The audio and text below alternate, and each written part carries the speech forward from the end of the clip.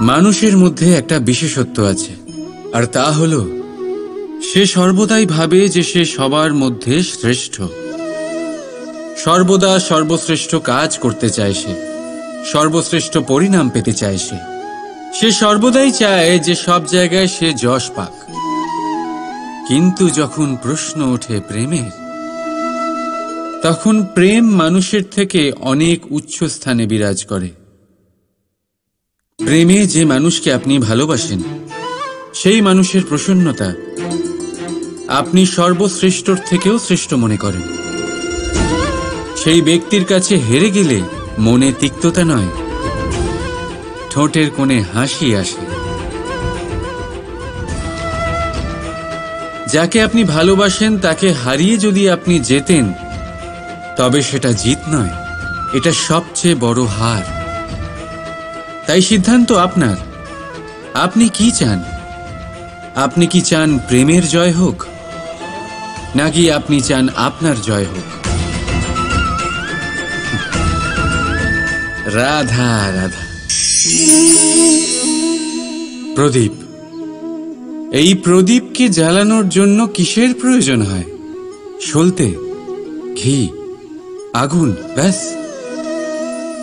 না, আসলে বাস্তব রূপে সত্যি এটাই যে এটা জ্বালানোর জন্য বায়ুর প্রয়োজন হয়। বায়ু জানা শুধুমাত্র আমাদের প্রাণদান করে, বরং এই আগুন জ্বালাতেও আমাদের সাহায্য করে। এবারে দেখুন,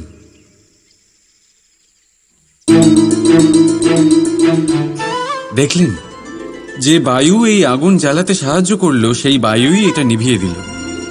শুধু সেই বায়ুর গতি একটু বেশি ছিল, তাই না? তার মানে প্রতিটা ভাবের, প্রতিটা বেগের একটা সীমা থাকে, যা উল্লঙ্ঘন করা উচিত নয়। সেই সীমা সর্বদা মনে রাখা উচিত। এবারে কখনো কখনো যাদের আমরা ভালোবাসি, তাদের সাহায্য করতে করতে করতে করতে আমরা তাদের দুর্বল করে দিই। এটা কখনোই হওয়া উচিত নয়। যাদের আপনি ভালোবাসেন তাদের ততটাই সাহায্য করুন যাতে আপনি তাদের প্রেরিত করতে পারেন, নয়তো তা তাদের সাহায্য করা হবে না। এটাই তাদের জন্য অস্ত্র হয়ে যাবে। রাধা রাধা। প্রেম। দাদা আমাকে সর্বদাই জিজ্ঞেস করেন যে কানাই, এই প্রেম আসলে ঠিক কি? মানলাম যে এটা সমর্পণ, মানলাম এটা একে অপরের মধ্যে হারিয়ে যাওয়া, কিন্তু এর অনুভূতি কিরকম, এর অনুভব কিরকম? দেখুন, প্রেম কি তা সম্পূর্ণরূপে বোঝানো কানাইয়ের সাধ্য তো অবশ্যই নয়, কারণ এই প্রেম এতটাই মহান। কিন্তু প্রেমের বিশুদ্ধ অনুভূতির বিষয়ে আমি বলতে পারি নিজের অনুভূতি থেকে। দেখুন, প্রেম হলো সেই রং যা জীবনে মধু ভরে দেয়। প্রেম সেই ভাবনা যা মুহূর্তের মধ্যে মুখে হাসি এনে দেয়। প্রেম সেই ফুল যা মনের বাগান ভরিয়ে রাখে। প্রেম সেই চিন্তা যা মুহূর্তের মধ্যে আপনাকে সংসারের সবচেয়ে সম্পন্ন ব্যক্তি করতে পারে। এই প্রেম হলো তাই যা তপ্ত মরুভূমিতে আপনাকে জীবিত রাখতে পারে। এই প্রেম তাই যা আপনার আত্মাকে তৃপ্ত করে। এই প্রেম হলো তাই যা আপনার মুখে হাসি এনে দেয়, যেমন এখন এই মুহূর্তে রাধা আমার মুখে নিয়ে এসেছে। অদ্ভুত এই প্রেম। তাই আসুন আর ভালোবেসে বলুন, রাধা রাধা। প্রেম, এই প্রেম মানুষকে দিয়ে কি না করাতে পারে। বড় বড় কাজ করাতে পারে, বড় বড় বাধা পার করাতে পারে। চাইলে মরুভূমিতে কুয়ো খোঁড়াতে পারে, পর্বত পার করাতে পারে, প্রতিটা অসম্ভব কার্য সম্ভব করাতে পারে। কিন্তু যদি আমি এটা বলি যে প্রেম আপনাকে দিয়ে ছলনাও করাতে পারে, তাহলে কি আপনি তা ঠিক মনে করবেন? আপনার কি মনে হবে যে এরকম হতে পারে? অবশ্যই হতে পারে। যেমন আমি ছল করছি এই মুহূর্তে আমার রাধার জন্য, আমার প্রেমের জন্য। আমি রাধার সাথে অনন্ত প্রেম করি, নিঃস্বার্থভাবে প্রেম করি, কিন্তু তাও আমাকে একটা ঠকবাজ, স্বার্থপর, লোভী ব্যক্তি হতে হচ্ছে। এই ছলনা আমাকে করতে হচ্ছে আমার প্রেমের জন্য। এবারে আপনারা আমাকে বলবেন যে কেন কৃষ্ণ এসব করার কি দরকার? রাধার সাথে তুমি বিবাহ করে তুমি কি শান্তির নিঃশ্বাস নিতে পারো না? নিশ্চয়ই নিতে পারি। রাধার সাথে বিবাহ করে আমি ভীষণ সুখী হব, কিন্তু আমি এই কথাও জানি যে আমার রাধা সুখী হতে পারবে না। কারণ যদি এই বিবাহ হয়, তার মাতা পিতা, তার পরিবারকে বর্ষণা ত্যাগ করতে হবে। রাধার মনের মধ্যে একটা গভীর ক্ষতের সৃষ্টি হবে। দুঃখ তাকে কুরে কুরে খাবে। ও এটা মনে করবে, এটা জানবে যে ওর জন্য ওর মাতা পিতাকে এত কষ্ট ভোগ করতে হচ্ছে। এবার রাধার কষ্টকে ভিত বানিয়ে কৃষ্ণ নিজের সুখের মহল কি করে তৈরি করতে পারে? কারণ যাদের আপনি ভালোবাসেন শুধু তাদের ভাবনা নয়, আপনার প্রেমিক যাদের ভালোবাসে তাদের ভাবনার খেয়াল রাখাটাও আপনারই কর্তব্য। আর কখনো কখনো নিজের প্রেমকে উঁচুতে উঠতে দেখতে গেলে আপনাকে নিজেকে নিচে নামতে হবে। এমন কোনো কাজও আছে যা আপনাকে আপনার প্রেমের জন্য করতেই হবে। রাধা রাধা। লোকে বলে সংগঠনের মধ্যে অনেক শক্তি থাকে, আর এটা সত্যি কথা। এবারে দেখুন না, একটা আঙুল আর একটা মুঠোর মধ্যে কতটা তফাৎ সেটা আমরা সবাই জানি। কিন্তু একটা আঙুল আপনাকে উচিত পথ দেখাতে পারবে, কিন্তু মুঠো পথ অবরোধ করতে পারে। তাই এইটা জানা অত্যন্ত প্রয়োজনীয় যে সংগঠন আর ভিড়ের মধ্যে অন্তর কি, এটা আগে চিনতে হবে। সংগঠন সেটাই যেখানে আপনার ব্যক্তিত্ব আছে, নিজের পরিচয় আছে। শুধু শক্তি অর্জন করার জন্য ভিড়ের সঙ্গ দেওয়া একেবারেই ঠিক নয়। কারণ এই ভিড় যদিও বা আপনাকে শক্তি প্রদান করবে, কিন্তু আপনার থেকে আপনার নিজস্বতা ছিনিয়ে নেবে। সেই জন্য সংগঠনে অবশ্যই থাকুন, কিন্তু আপনার ব্যক্তিত্ব আর আপনার পরিচয় এদের কোনোদিনও হারাবেন না। রাধা রাধা। চলুন আপনাকে একটা প্রশ্ন করি, সব থেকে সুস্বাদু ফল কোনটা? এবার কেউ বলবে আম, তো কেউ বলবে সীতাফল, কেউ বলবে আঙুর। আর তা কেন বলবে না? প্রত্যেক ব্যক্তির নিজের নিজের রুচি আছে, নিজের নিজের স্বাদ আছে। কেউ এটাও বলতে পারে যে ভাগ্যের জোরে যে ফল পাওয়া যায় সেটাই সব থেকে ভালো।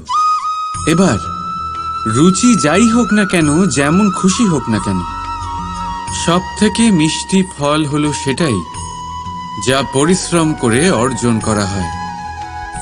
এবারে দেখুন না, তিল তিল যোগ করে অল্প অল্প জমিয়ে আপনি আপনার কুটির বানালেন, সেখানে থাকলেন, অসাধারণ। সেটার আনন্দটাই আলাদা, আর সেটার সামনে বড় বড় প্রাসাদের সুখ মিলিয়ে যায়। এটা কেন হয়? এটার উত্তর অত্যন্ত সহজ সরল। যখন আপনি পরিশ্রম করেন, মানসিক পরিশ্রম করেন, শারীরিক পরিশ্রম করেন, নিজের সমস্ত সময় সেটাতে নিয়োগ করেন, অবিরাম চেষ্টা করতে থাকেন, আর তারপর আপনি সেই ফল লাভ করেন। আর সেই ফলের মূল্য তো আপনারা জানেন। তাই মনে রাখবেন, পরিশ্রম অমূল্য, তাই তার থেকে পাওয়া ফলও তুলনাহীন। তাই পরিশ্রম করতে থাকুন, অবিরাম চেষ্টা করতে থাকুন, এই ফল অর্জন করতে থাকুন, আর জীবনে এই সফলতাকে প্রাপ্ত করতে থাকুন। আর আমার সাথে ভালোবেসে বলুন, রাধা রাধা। কত শান্ত, সৌম্য আর শীতল হয় একটা প্রবাহিত নদী। আশেপাশের জমিকে নরম করে, পশুদের জল প্রদান করে, পাখিদের জন্য খেলার স্থান হয়ে ওঠে, আর আমাদের দেয় শান্তি। কিন্তু বানের সময় এই প্রবাহিত নদী যখন সমস্যা সৃষ্টি করে, নিজের রৌদ্র রূপ ধারণ করে, তখন কাউকে ছাড়ে না। বন, বাড়ি, শহর, পর্বত পর্যন্ত ভেঙে দেয় এই শান্ত প্রবাহিত নদী। আর ঠিক এরকমই হয় আমাদের মন। যতক্ষণ শান্ত আছে, যখন নিয়ন্ত্রণে আছে, ততক্ষণ সবসময় আপনি সুখ পাবেন। কিন্তু যখন এটা নিয়ন্ত্রণ হারিয়ে বাইরে বেরোয়, সর্বস্ব শেষ করে দেয়। সেই জন্য আবেগের নিয়ন্ত্রণে নয়, আবেগকে নিয়ন্ত্রণ করতে শিখুন। আপনি জীবনে অনেক সফলতা লাভ করবেন। রাধা রাধা।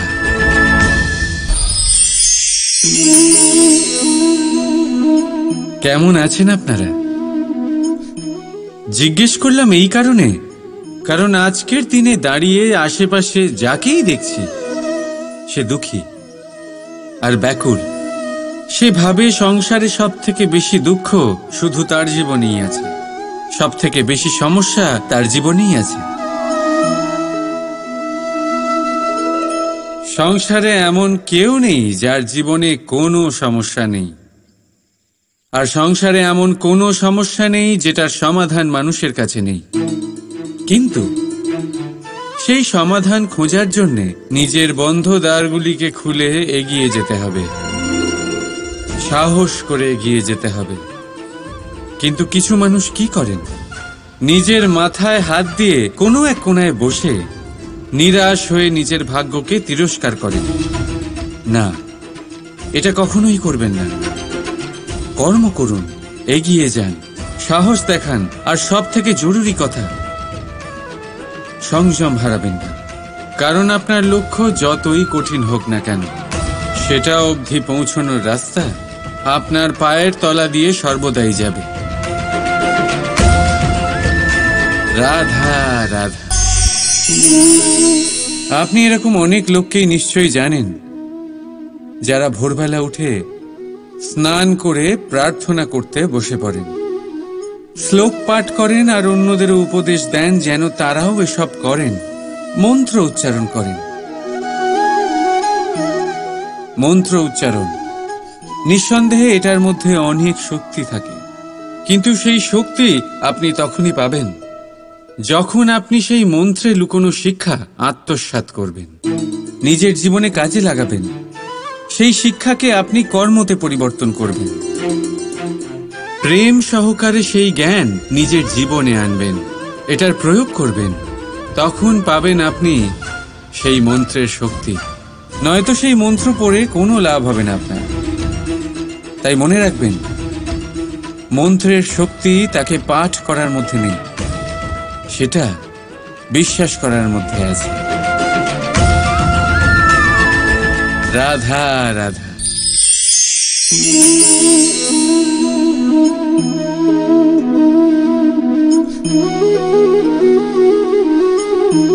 আসুন আজ আপনাকে একটা প্রশ্ন করি। মানুষ অন্ধকারকে বড়ই ভয় পায়, এরকম কেন? এটার উত্তর হলো এই যে এই অন্ধকারে মানুষ কিছুই দেখতে পায় না, সামনেও দেখতে পায় না, পেছনেও দেখতে পায় না, আশেপাশে কি আছে তা বুঝতেই পারে না। না নিজের পথ দেখতে পায়, না নিজের লক্ষ্য। এই কারণে নিজের বিশ্বাস হারিয়ে ফেলে সে, আর এই কারণে ভয় পেয়ে যায়। চলুন আপনাকে আরো একটা প্রশ্ন করি। এই সংসারে কি এতটাই অন্ধকার আছে যে এই প্রদীপের অস্তিত্ব লুকিয়ে রাখতে পারে? না, উল্টে এই প্রদীপ অন্ধকারকে আহ্বান জানায়। নিজে জ্বলে সংসারকে আলোকিত করে এই ছোট্ট প্রদীপ। এবারে যখন এই ছোট্ট প্রদীপ অন্ধকারকে ভয় পায় না, তাহলে আপনি কেন অসফলতাকে ভয় পান? আপনার অন্তরে একটা অমর আত্মা আছে, শুধু দরকার ওই আত্মাকে জাগিয়ে তোলা। নিজের অন্তরের এই আত্মাকে জাগ্রত করে দেখুন, সব স্পষ্ট দেখতে পাবেন। রাধা রাধা। ক্রোধ, ক্রোধ কি সেটা কে না জানে? সব আয়ু, সব বর্গ, সব শ্রেণীর মানুষের ক্রোধ অনুভব করা হয়ে গেছে। এমনকি কারোর কারোর তো পরিচয়টাই এইভাবে দেওয়া হয় যে সেই ব্যক্তি অত্যন্ত রাগী, এনার থেকে দূরে থেকো। এবারে ক্রোধ কি তা আমরা সবাই জানি, কিন্তু এই ক্রোধ কি করতে পারে সেটা খুব কম লোকে জানে। ক্রোধ কিছুটা এরকম, কোনো জ্বলন্ত পাথরকে ধরা আর সেটা কারোর দিকে ছোড়া। এবার এটার পেছনে আমার ইচ্ছে থাকে সামনের জনকে জ্বালানো, কিন্তু তার আগে তো আপনার নিজের হাত জ্বলে যাবে। তাই মনে রাখবেন, যখনই আপনি কারোর উপরে ক্রুদ্ধ হবেন, সর্বপ্রথম সেটা আপনার বিনাশের কারণ হয়ে দাঁড়াবে। আমি বলি, যখন এই সংসারে করার জন্য প্রেম আছে, তাহলে ক্রোধ করার কি দরকার? প্রেম করুন, এই প্রেম সবার সাথে ভাগ করে নিন আর ভালোবেসে বলুন রাধা রাধা। বেশিরভাগ সময় আমাদের কাছে একটা অজুহাত থাকে। আমাদের মনে হয় যে এই সংসারে এসে আমরা কি করব? যা আমরা করতে চাই সেটা তো আগেই কেউ করে ফেলেছে, আমাদের কাছে তো করার মতো কিছুই নেই। যদি আপনাকে উদাহরণ দিই, এই পুজোর থালাগুলো দেখুন, আগে থেকেই সব কিছু সাজিয়ে রেখে দেওয়া হয়েছে এখানে। এবার আমরা ভাববো যে এরপর আর কি করার আছে, সবকিছু তো আগে থেকেই হয়ে গেছে। এবার এখানে সমস্যা কর্তব্যের মধ্যে নেই, এখানে সমস্যা আমাদের চিন্তাধারায়। আমরা এইটা চিন্তা করতে সময় কাটিয়ে দিই যে কি হয়ে গেছে। আমাদের এটা চিন্তা করা উচিত যে কি করা এখনো বাকি আছে, যাতে আমরা যোগদান করতে পারি।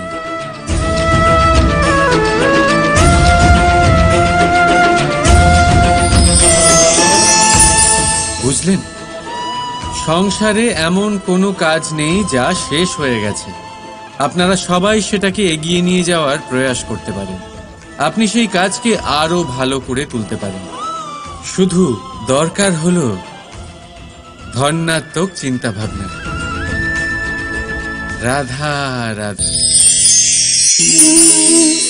अस्तु मा सद्गमे तमसो मा ज्योतिर्गमे মৃত্যুর্মা মৃতম গমে।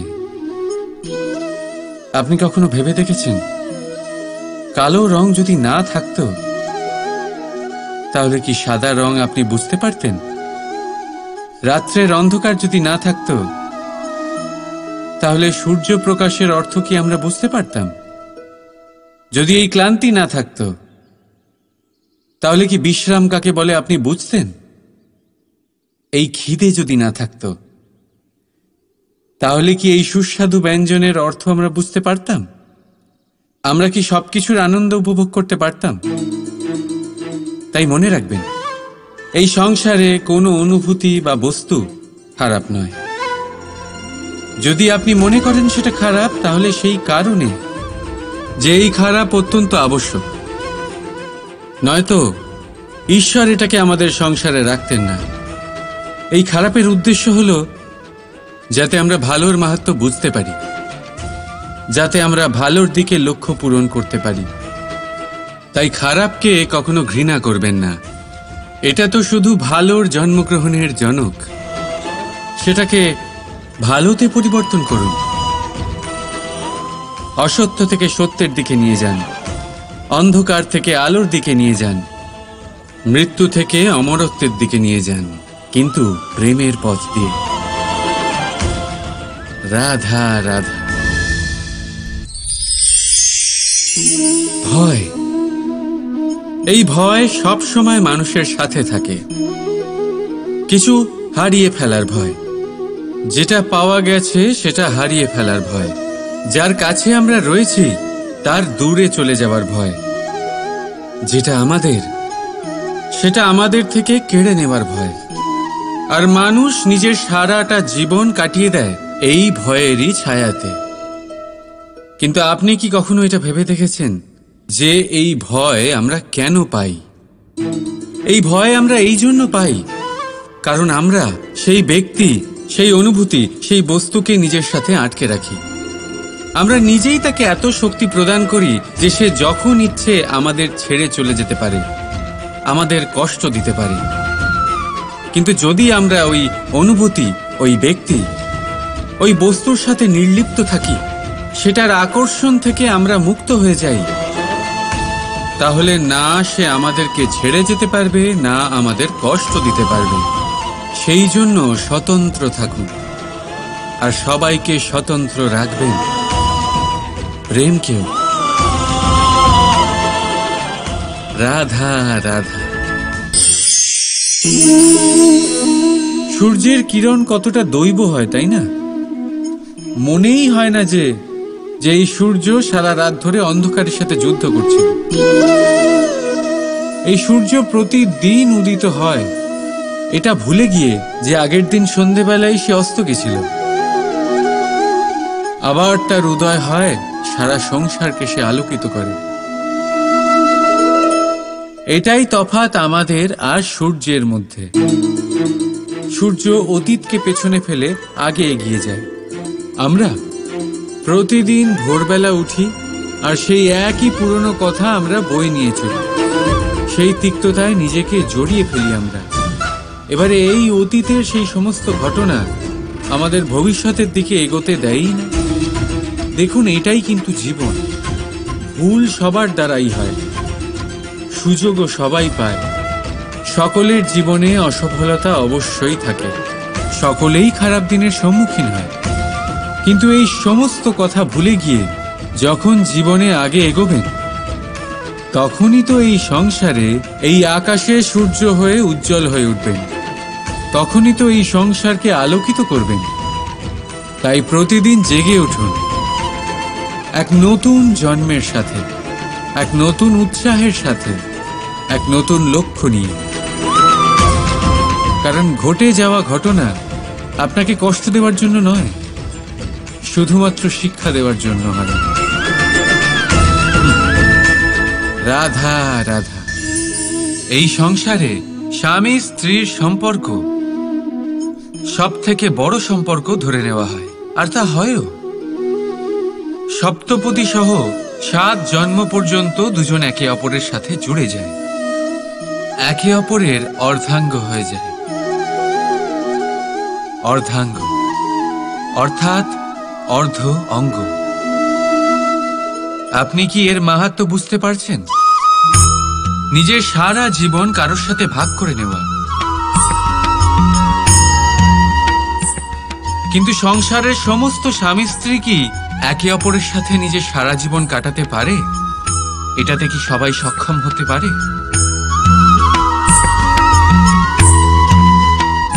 নিজের গোটা জীবন অন্য কারোর সাথে ভাগ করে নিতে গেলে সব থেকে জরুরি কথা হলো স্বীকৃতি, স্বীকার করা। সামনের ব্যক্তিকে স্বীকার করে নেওয়া, তার সমস্ত গুণও, তার সমস্ত দোষও। সম্পূর্ণরূপে কোনো ব্যক্তিকে স্বীকার করতে হবেই, তবেই সেই সম্পর্ক বেড়ে উঠবে, তবেই সেই সম্পর্ক আরো সুন্দর হয়ে উঠবে।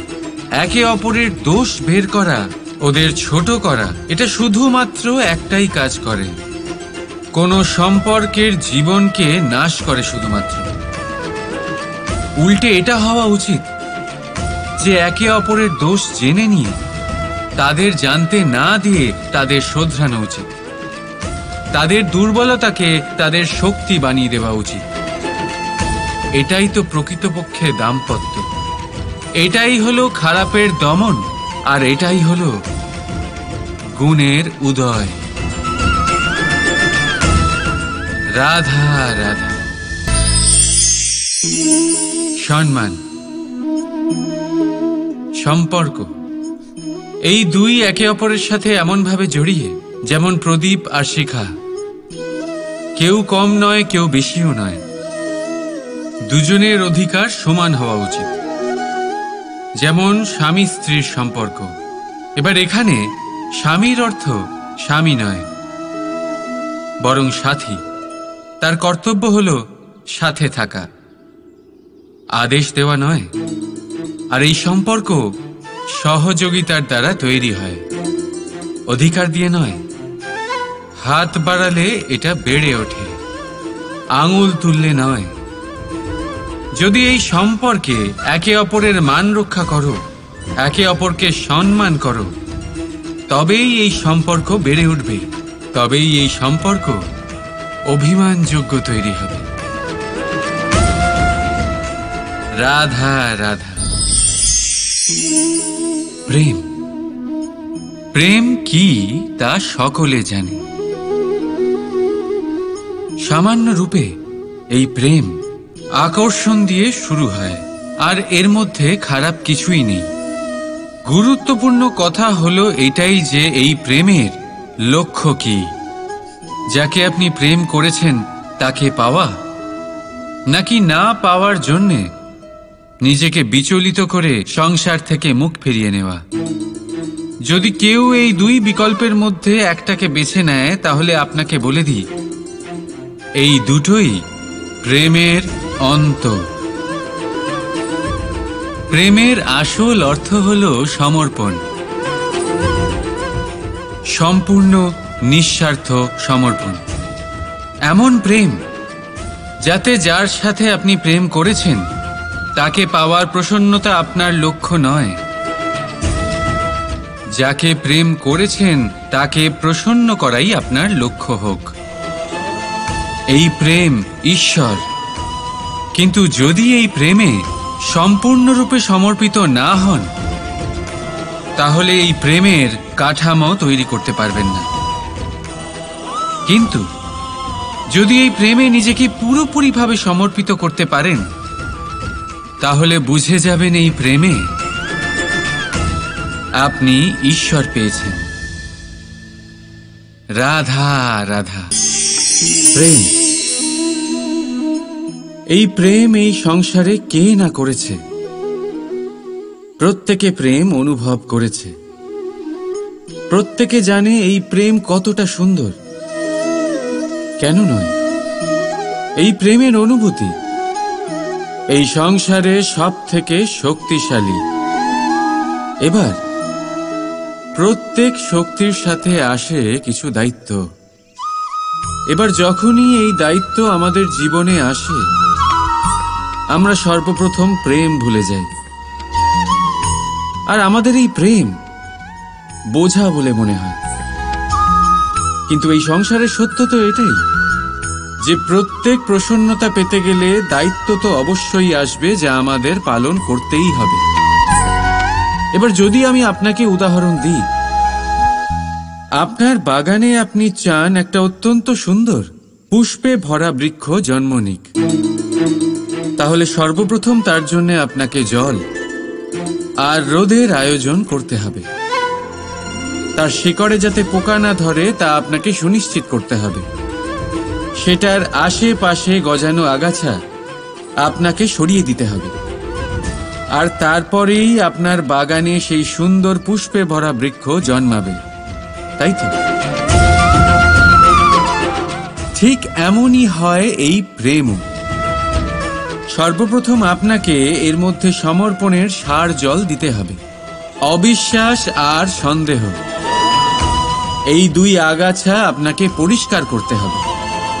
আর বিশ্বাসের সেই শিকড় কখনো যাতে দুর্বল না হয় সেটা আপনাকে সুনিশ্চিত করতে হবে। আর তারপরেই প্রেমের বাস্তবিক সুখ আপনি অনুভব করতে পারবেন। রাধা রাধা।